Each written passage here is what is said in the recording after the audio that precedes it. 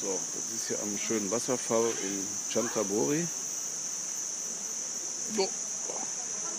Jetzt wollte ich mal ganz kurz erklären, wir konnten hier zwei Wege gehen, entweder einen kurzen Weg oder einen langen Weg mit schönen Aussichten. Und meine Frau hat sich gegen mich entschieden. Wir nehmen den kurzen Weg, damit wir schnell wieder weg sind.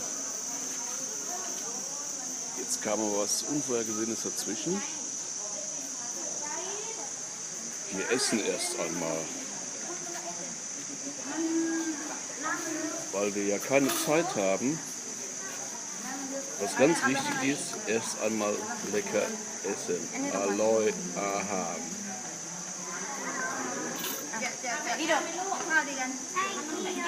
In der Zeit hätte ich ganz locker die ganzen Tiere mir anschauen können.